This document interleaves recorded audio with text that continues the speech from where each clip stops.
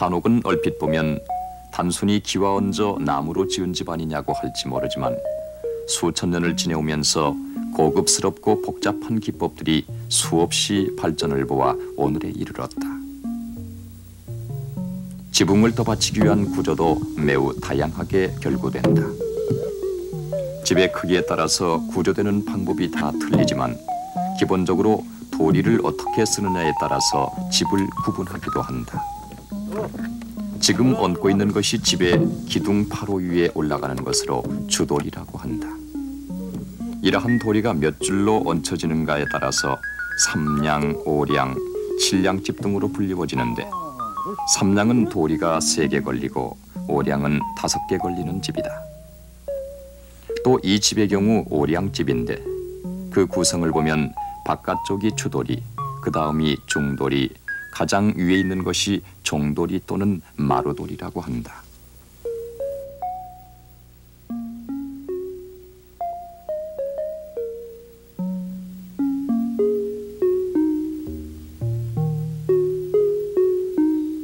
들보가 올라가고 주도리가 모두 자리를 잡게 되면 동자주라는 것을 들보 위에 꽂아야 한다.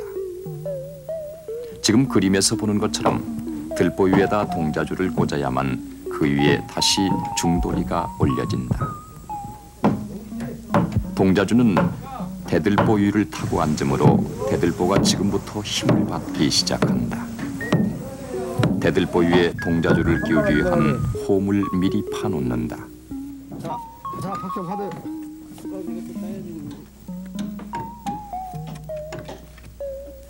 그 속에 끼우기만 하면 되지만 이 동자주를 보면 제각각 높이가 다르게 적혀 있다.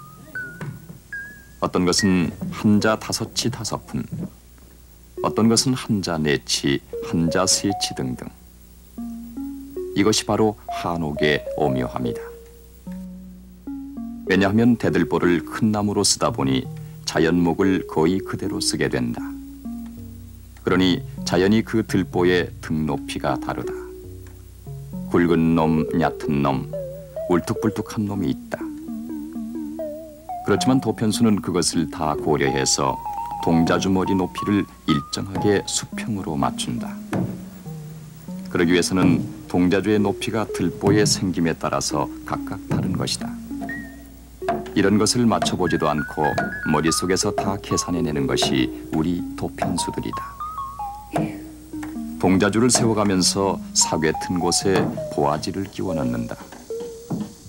이 위에는 또 들보가 하나 더 올라가기 때문에 그것을 받치기 위해서다. 동자주를 올리고 보아지를 박아도 아직 집 모양은 아니다.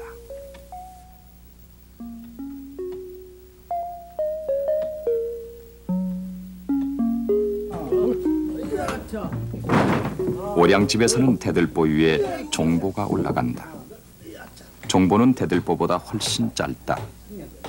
종보가 있어야 석가리를 걸칠 수가 있다.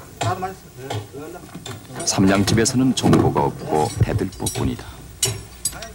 칠량집에서는 종보 위에 다시 하나 더 들보가 올라간다. 종보는 생김이 대들보와 같으나 보머리를 장식하지 않고 밋밋하게 깎는 게 보통이다. 대개 여염집에서는 대들보의 보머리를 종보 깎듯이 이렇게 깎는다.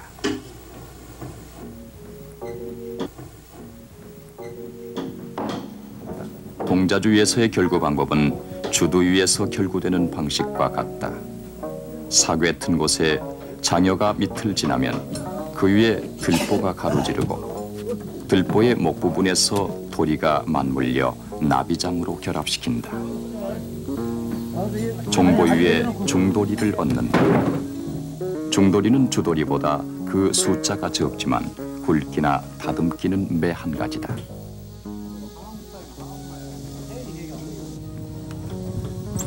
중도리가 올라가면 집을 볼 줄 아는 사람들은 이 집의 물매가 어느 정도인지를 대본에 알 수 있다. 도편수가 이 집을 머릿속에서 구상할 때 이미 대들보의 길이가 나오면 이 집의 물매는 자연스럽게 계산이 되어 나온다. 그것은 오랫동안의 관습과 경험에 의해서 물매가 구성되는데 그 법식을 작곡금장애라 한다. 한옥은 날렵한 처마곡선과 용마루의 선, 그리고 지붕의 물매, 이런 것들이 갖는 곡선미가 아름답다. 지붕의 물매를 이루는 기본 법식은 3분 변작법과 4분 변작법이 있는데 3분 변작법은 대들보를 3등분하고 그 3분의 1 되는 곳에 동자주를 세우는 것이고 4분 변작법은 대들보를 4등분해서 4분의 1 되는 곳에 동자주를 세우는 것으로 그 각도의 비율이 삼각형 밑변을 한자로 쳤을 때 높이를 5치, 4치, 6치 등의 비율로 물매를 정하는데 이것을 자 4치 장애, 자 5치 장애, 5치 작곡금장애 등이라고 부른다. 또 3치 물매, 6치 물매라고도 부른다. 이것이 우리 한옥의 물매를 구성하는 기본 법식이다. 주도리, 중도리가 올라가면 이제 마지막 종도리, 즉 마루도리를 올려야 한다. 이 마루도리가 제일 높은 곳에 있는데 이것을 올리려면 대공이 받쳐주어야 한다. 이 대공을 마루대공이라고 한다. 마루대공에는 포대공이라 해서 공포를 짠 것도 있고 파련대공이라 해서 연꽃 모양 하는 것도 있으며 소슬대공, 접시대공도 있다. 그러나 이것도 지붕의 물매에 관계 있는 것으로 얼마만큼 높이느냐에 따라 지붕의 물매가 뜨기도 하고 날카롭기도 해진다. 마루대공에도 도리가 올라가므로 도리를 받쳐주는 받침장여가 들어가게 된다. 장여를 끼울 때 가운데 부분을 비워놓는다.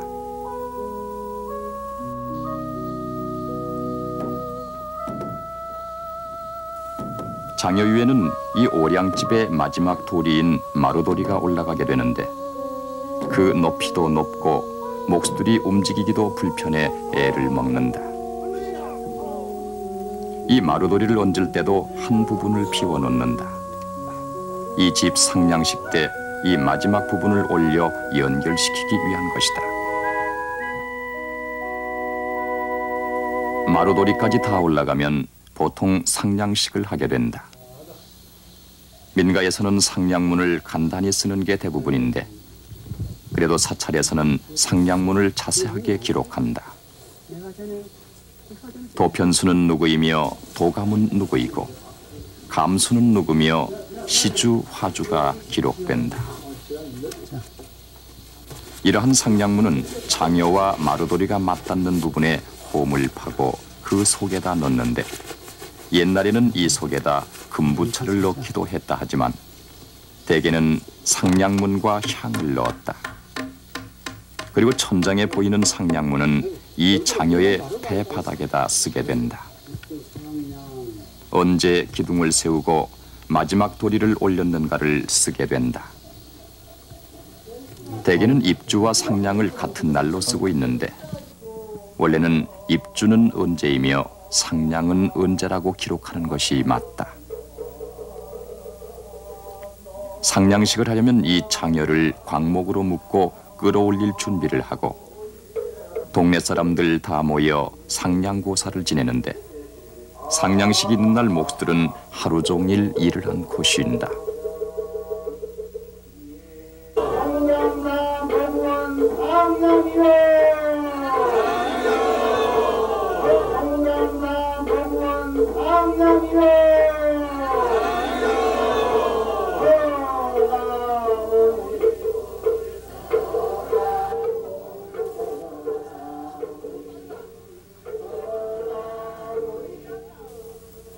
고사 후 상냥장여를 올려 마지막 빈대를 끼우고 그 위에 도리를 얹으면 상냥식은 끝난다.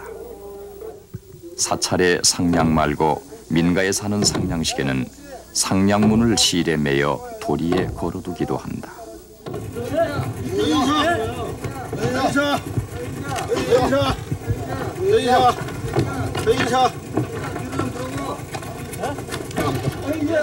우리 한옥을 대별하면 팔짝집, 우진각집, 막대집으로 나눈다. 이 가운데 맛뱃집을 제외하고는 추녀가 필요하다.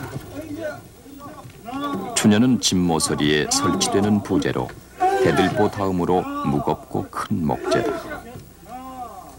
이 추녀가 있어야 집이 날렵해 보이면서 처마곡선이 아름답게 나오는 것이다.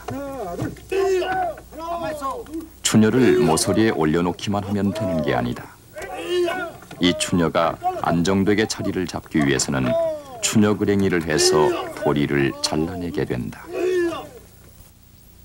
거랭이가 완전히 떠지는데요. 뜨기 전에 지금 설명해 드리는 건데요. 거랭이 뜨게 되면은 요 안에 이만큼 뜬 만큼 있죠. 여기 안에 뜬 만큼 여기를 이런 식으로 그 생긴 대로 땁니다. 이제 거랭이 떠가지고 그래가지고서 요 안에 닿는 것만큼 하면은 여기 뜨면은 닿는 면이 많기 때문에 추녀가 이 양쪽으로 찌러지는 면도 없고 안전하게 자리를 잡는 거죠.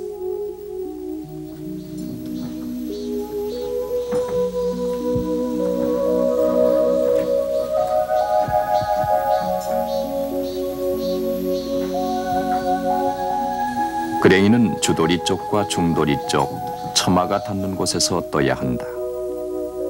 그랭이 칼은 임의로 만들어 쓴다.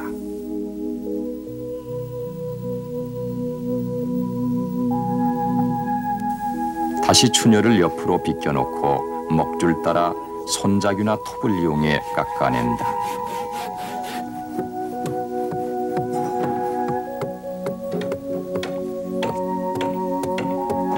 추녀가 빗놓이면 처마 곡률이 흐트러지기 때문에 다시 올려놓을 때에도 수직을 재어서 똑바로 세운 뒤에 올린다. 추녀 부분이 들림으로 해서 한옥에 아름다운 곡선이 나오는데 이 들리는 것을 추녀 곡 잡는다고 한다. 추녀의 운두를 어느 정도 높여서 얼마 정도 집이 들리게 할 것이냐는 목수의 오랜 경험에 의해서 결정이 된다. 이 집의 경우는 자네치로 잡았는데 이 곡은 조금 얕다고 해서 이 관계는 없습니다. 이 집에 대해서는. 그런데 이 매기를 잡기 위해서 이 곡선을 잡기 위해서 이건 요 정도는 높아야 이 집이 모양이 있고 운치가 있고 이제 그런 것 때문에 자네치로 잡은 겁니다.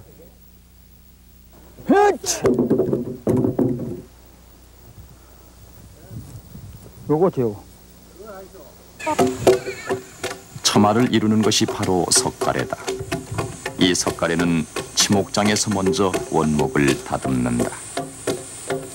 정해진 길이에 맞는 나무들만 골라내어서 마구리와 관솔 부분을 다듬는다. 석가래를 지붕에 올릴 때 그냥 올리기만 하면 되는 것이 아니다. 고도로 정밀한 작업을 거쳐서 석가래를 지붕에 걸게 된다. 먼저 가장 가운데 있는 석가래를 영번이라고 했을 때 그 옆으로 올라가면서 1, 2, 3, 4, 5 순으로 번호를 매기고 이것을 종이에 치수대로 옮긴다. 그런 다음 치목해둔 나무들을 가지고 와서 석가래를 자서야 한다. 석가래를 잡는다는 것은 석가래에 번호를 매긴다는 뜻이다. 휘어진 정도에 따라서 그 번호를 매기면 되는데 만약 쪽쪽 곧은 석가래만을 쓰게 되면 처마곡선이 날렵하게 들리지 않게 된다. 그래서 쓰는 것이 나무가 자연스럽게 휘어진 것이 있으면 그 휘어진 정도에 따라서 차례로 배열하면 자연히 처마가 곡선을 이루며 들리게 된다. 따라서 석가래를 잡는다는 것은 그 휘어진 정도가 어느 정도인가를 찾아내는 것이다. 5번.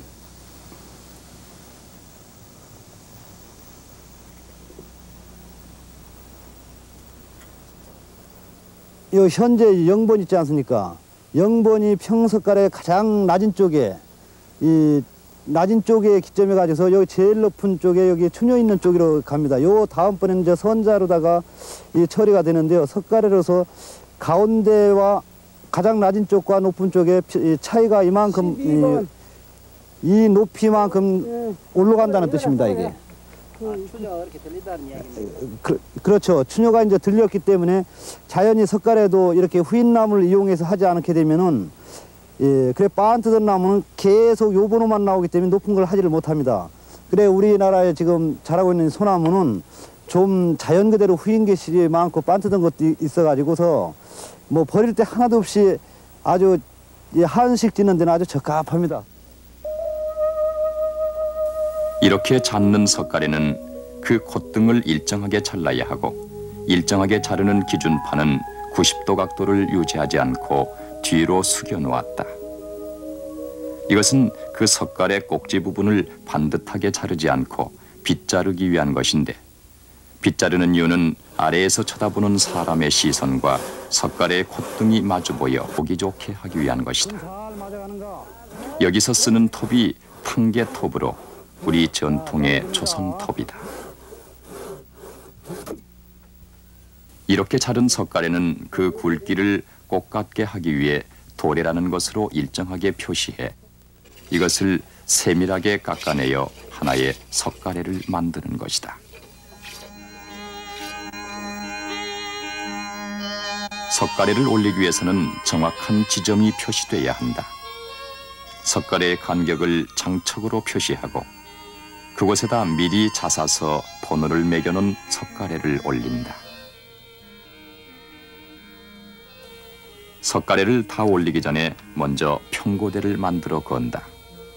이 평고대는 처마의 끝에서 반대편 끝까지 각재로서 건너지르는 것으로 석가래의 끝을 가지런하게 골라주는 역할과 처마곡선을 꾸며주는 구실을 도맡는다. 이 처마곡선은 계산해서 휘어진 나무를 여러 개 연결해 평고대를 만들어 쓰는데 이것을 조로평고대라고 한다. 조로평고대를 사용하면 아름다운 유선의 처마곡선이 나오게 된다. 이렇게 평고대의 곡을 잡는 것을 매기 잡는다고 한다. 이 맥이라는 것은 한옥에서 가장 중요한 거, 그 한옥에 잘 짓고 못 짓고는 그 매기를 봐가지고 이 집이 잘 됐구나 못 됐구나를 판단할 정도로 그 매기가 제일 중요한 겁니다.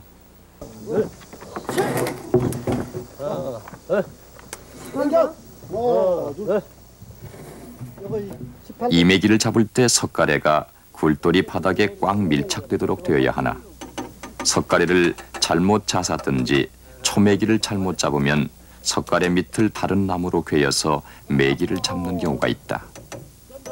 이렇게 되면 언젠가는 괸나무가 빠지거나 눌려서 처음 매기 잡아놓은 평고대가 흐트러지게 된다.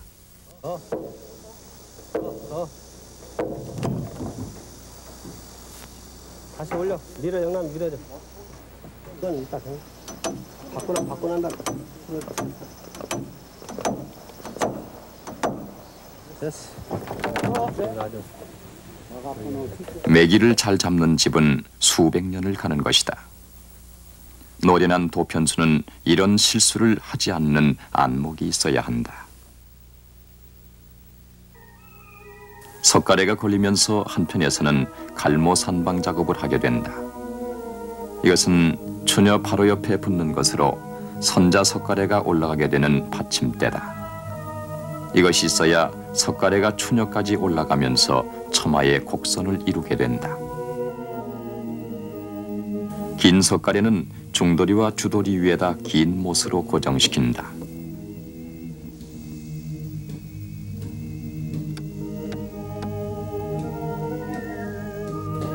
회천 부분에 걸리는 석가래는 모두 빗잘라가면서 추녀 볼때귀에 붙인다. 이렇게 걸리는 석가래를 평석가래라 하고 추녀 옆에 붙는 석가래를 선자석가래라고 한다. 선자석가래는 초장, 1장, 2장, 3장, 4장 하는 식으로 붙여나가는데 이것을 사전에 구성해서 깎기란 매우 복잡하고 힘들다. 추녀 뒤쪽에서 부채살 펴듯이 펴나가는 모양이다. 선자석가래는 끝을 한 곳에 모아야 하기 때문에 끝을 뾰족하게 깎아야 한다. 그리고 몸통이 서로 물려야 하므로 통으로 둥글게 하지 않고 사각으로 깎는다. 또 하나 선자 석가래는 중도리에 걸쳐야 하므로 그 걸쳐지는 부분을 미리 표시해 깎는다. 평석가래는 그 길이가 다 똑같으나 선자는 전부가 다 길이가 틀리게 된다. 이런 까다롭기 이를 데 없는 것을 도편수는 그 수치를 적어서 걸어두고 목수들은 이것을 보면서 지목하게 된다. 선자 아래에 깔리는 갈모산방과 선자연의 복합된 구성은 고등 수리를 응용해야 하므로 웬만한 목수들은 어려웠다. 그래서 완벽한 선자연을 구성하지 못하고 추녀 좌우로 엇선자를 걸어 사용한 예가 많다. 엇선자집은 처마곡선이 아름다울 수 없다. 이러한 선자연의 기법은 우리나라에서는 살림집에도 보편적으로 사용되고 있는 고급스러운 기술이나 일본이나 중국에는 삼국시대 때 조금 있거나 거의가 없어졌다.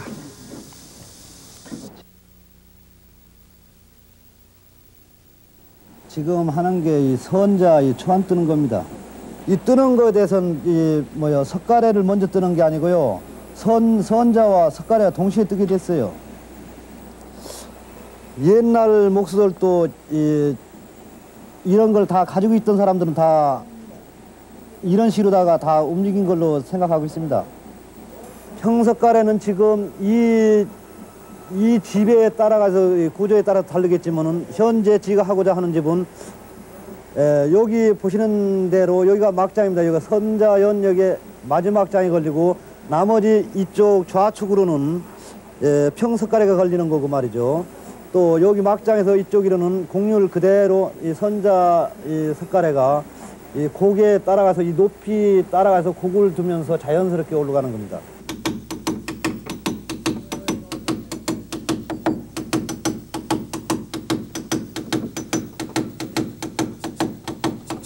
복잡한 미분에 의해서 이루어지는 선자에는 같은 일을 하는 목수들도 이해 못하는 사람들이 많다. 우리 한옥의 아름다운 처마 추녀곡선은 목수가 적당히 두드리고 맞추어서 되는 것이 아니라 치밀한 계산과 정확한 치목이 있어야 하고 그것을 조립하는 솜씨가 뛰어나지 않고는 나올 수가 없다. 선자 석가래와 평석가래가 다 걸리고 나면 석가래 위를 지릅대나 물풀의 나무 등을 발처럼 엮어 덮는다. 이것을 산지라 부른다. 나중에 그 위에 흙이 올라가게 된다. 그런데 그 위에 산지가 덮이는 게 아니라 개판이 덮이는 경우도 있다. 이것은 매우 고급스러운 집으로 개판은 판자를 길게 잘라 평고대 안쪽에 파인 홈에 갖다 꽂는다. 이 개판 작업을 하면 석가래 사이에 흙을 바르지 않고 깨끗한 것을 그대로 유지할 수 있는 장점은 있으나 산자 엮는 것보다는 비용이 많이 든다. 석가래 위에 개판이 덮이면 추녀 위에 또 다른 추녀와 같이 생긴 사례라는 것을 얻는다. 이것을 얹어야 겹처마집의 두 번째 평고대가 걸리게 된다. 겹처마집은 석가래가 있고 그 위에 다시 석가래 모양의 네모진 나무를 얹는 것으로 이를 부연이라 한다. 부연이 있는 집을 겹처마집이라 부른다. 부연을 걸기 위해서 평고대를 다시 맥이 잡아야 하는데 이를 이맥이라고 한다. 부연이 걸리면 집이 한결 화려해 보이고 고급스러워진다. 여름 좀 더 박아요. 그럼 놔두고. 부연은 숙여진 처마를 들어올리는 역할을 하는데 이것은 초맥이 평고대 단면의 각도가 정사각형이 아니고 마름모꼴로 뒤쪽이 숙여져 있다. 그래서 그 위에 올려지는 부연이 자연스럽게 뒤쪽은 처지고 앞쪽은 고개를 들도록 치목해 전체적으로 부연이 집의 모양을 날렵하게 새가 날개를 펴는 듯이 보이게 한다. 이 평고대는 두 가지 종류의 평고대가 있어요. 한 가지는 뭐냐면 초매기 평고대, 그 다음에 이매기 평고대. 이매기 평고대는 여기를 이렇게 깎지 않고 사각 그대로이고 초맥이 평고대는 요 한쪽 오픈 들어가서 오픈을 내려 깎았습니다. 그 깎는 이유는 만약에 평고대를 안 깎고서 그냥 건다고 보면은 이렇게 부연이 숙게 됩니다. 이렇게 숙으면 집이 모양이라든가 그 안에 어둠이 더 많고 부연이 숙으면 그래서 약간 들리게 하기 위해서 뒤를 약간 5분 정도 깎아가지고 이렇게 딱 놓으면은 자연적으로 이게 바깥쪽이 약간 들리게 되어 있습니다. 그래서 깎는 이유가 거기에 있습니다. 추녀 위에 올라있는 사례의 좌우에 걸리는 부연은 간격이 넓어 이가 빠진 듯이 보이게 된다. 이것을 보완하기 위해 하나를 더 끼워 넣는데 이를 세발부연이라 한다.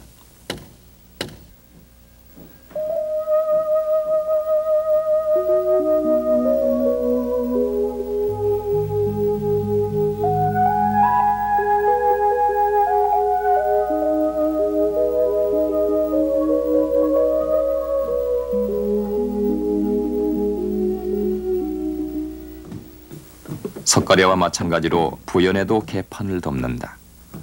먼저 부연과 부연 사이를 비워놓게 되면 날짐승들이 드나들기 때문에 그곳을 막아야 한다. 이를 막는 판자를 착고매기 또는 단골매기라 부른다.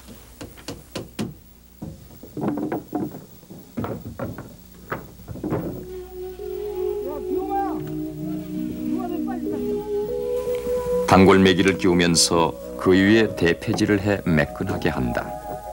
이것은 그 위에 또 부연 개판이 덮이기 때문이다.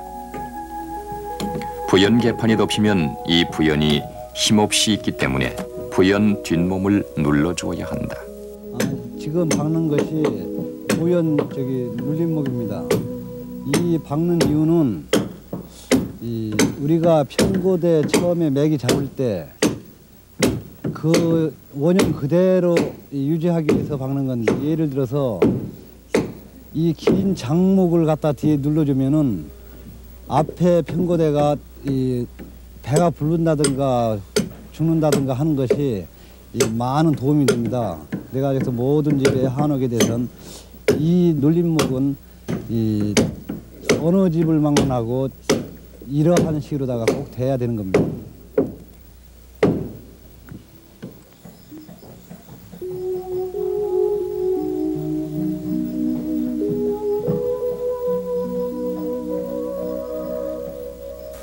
오량집에서는 긴 석가래와 짧은 석가래가 있는데 짧은 석가래는 중도리와 마루도리에 걸리는 것으로 굵기는 긴 석가래와 같으나 길이가 짤막하다. 중도리와 마루도리에 긴 못으로 고정시키게 된다.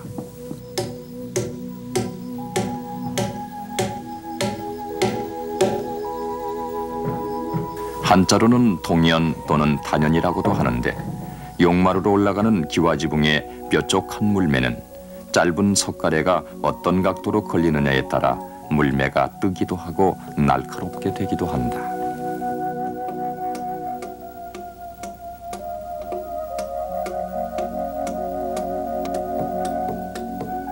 팔짝집에는 지붕 옆에 합작이라는 것이 만들어진다. 맞배나 우진각집에는 이것이 없다.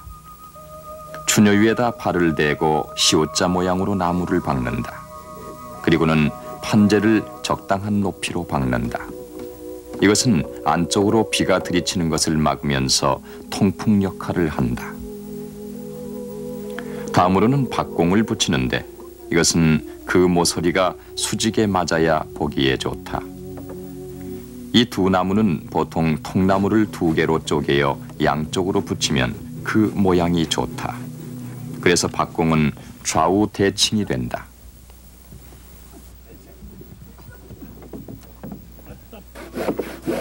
박공이 붙여지면 그쪽에 비가 들이치지 못하게 부연과 비슷하게 생긴 목기연을 걸게 된다. 목기연은 맞배집에도 걸리게 되는데 맞배집은 팔짝집보다 더 길게 돼야 비가 들이치지 않는다. 그리고 그 위에다 목기연 개판을 덮는다. 이 목기연 개판 위에는 너새기와가 올라가는 자리다. 합각을 만드는 데까지가 목수들이 할 일이다. 다음에는 기와쟁이들이 할 일이 남아있다. 지붕을 만드는 일은 온통 와공들이 맡는다. 먼저 산자를 엮어야 하는데 석가래 위에 쌀이나무, 물풀의나무 등으로 발처럼 엮은 것을 올리기도 하고 잡목나무직이나 잘게 쪼갠 장작개비를 엮어 산자를 구성하기도 한다. 산자가 설치되고 나면 적심과 느리개를 받는다. 산자 위에 길다란 나무를 박는데 이것은 느리개라고 하며 나무를 켜고 난 뒤에 남는 죽더기를 이용한다. 나무가 있는 대로 빈틈없이 메꾼다. 지붕의 하중이 석가래에 집중하지 않도록 분산시키는 방식이다. 이제 지붕을 만들어야 하는데 지붕의 용마루선은 옛부터 새끼줄을 늘어뜨려 그 천연스럽고 자연스러운 선을 용마루 곡선으로 쓴다.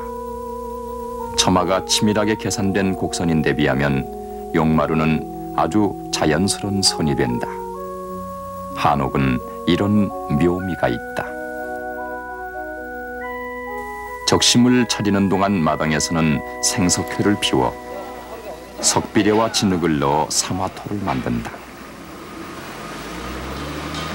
기와에서 쓰는 흙은 새우흙, 홍두깨 흙이 있는데 새우흙은 소위 강외다짐을 한 흙, 즉 사마토를 말하고 홍두깨 흙은 굴림백토라 해서 숫기와 밑에 깔리는 흙이다. 사마토가 다 만들어지면 적심 사이사이에 빈틈없이 박아 넣으면서 쌓아 바른다. 굳으면 깨뜨리기 어려울 정도로 단단하면서 방수층을 형성한다.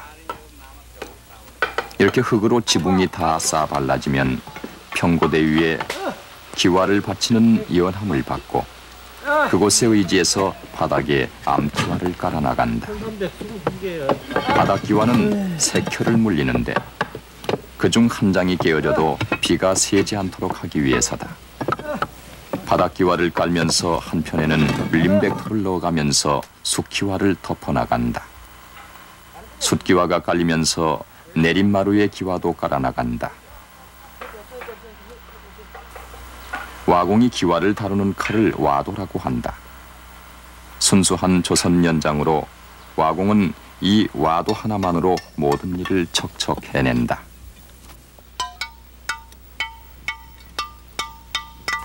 그리고 착고, 부고를 쌓는데 세밀하게 깎아야 빈틈이 생기지 않는다. 착고를 깎는 데에는 숙련된 기술이 요구된다. 기술행은 이제 구배, 물매를 잘 잡고, 그러고 이제 바닥을 이제 촘촘히 깔고, 이제 또 바닥 깔 때 이제 흙에다가 이제 강을 많이 넣고 그렇게 이제 해 되죠.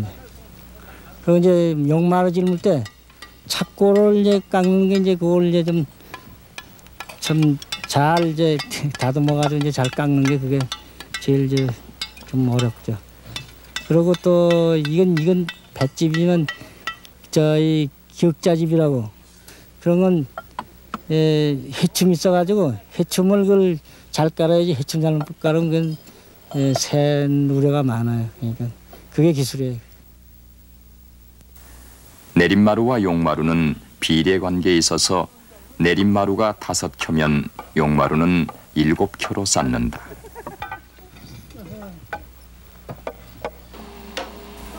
지붕에서 산자 엮기 시작하면 목수들은 수장 그리는 일을 한다. 수장이란 기둥과 기둥 사이에 건너질러 꾸미는 나무를 통틀어 말한다. 수장 들이는 나무는 끼고 박고 잇고 붙이고 덧대는 일이어서 이음법과 짜는 법이 복잡하게 발달되어 있다.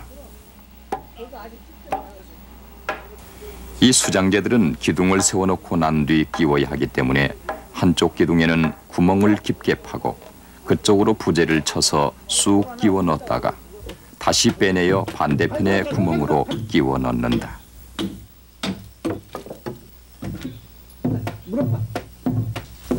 그래서 그 뜬 자리에는 쇠기를 박아 넣어 부재가 움직이지 않도록 한다. 다음이 벽선이다. 기둥에 붙여 세우는 각재로 기둥에 붙여 세우려면 그랭이를 떠야 한다. 기준이 되는 곳은 가장 많이 벌어져 있는 곳을 기준으로 해서 그 폭을 가지고 그랭이를 뜨게 된다.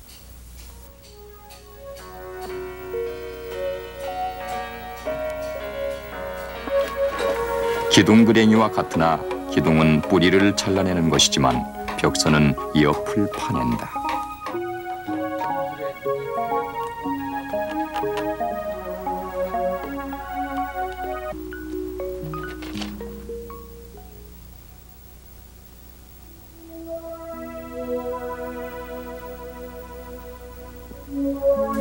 벽 채수장이 끝나면 미쟁이들이 진흙에 여물을 섞어 넣어 초벽을 치고 방에 구두를 들이게 된다. 벽이 마르는 동안에도 기와 작업은 계속된다. 어느덧 집의 모양이 확연히 드러난다.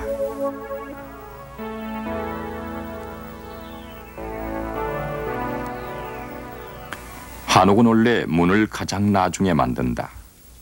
집을 짓는 도중에 설계가 변경될 수도 있고 또 그랭이를 어떻게 뜨느냐에 따라 문의 치수가 틀려지기 때문이다. 벽체 수장이 다 들여지면 그때 문을 만든다. 디살문으로 할 것인지 넉살문으로 할 것인지 빈 넉살문으로 할 것인지는 주인의 취향에 많이 따른다. 그중에도 살대를 박아 만드는 게 공력이 많이 든다. 문을 짤 때도 못을 쓰지 않는다. 복잡하게 발달한 짜임법에 의해서 짜여지는데 이러한 문에는 홍송이 좋다. 홍송은 기둥으로는 약하지만 문으로는 좋은 제목이다.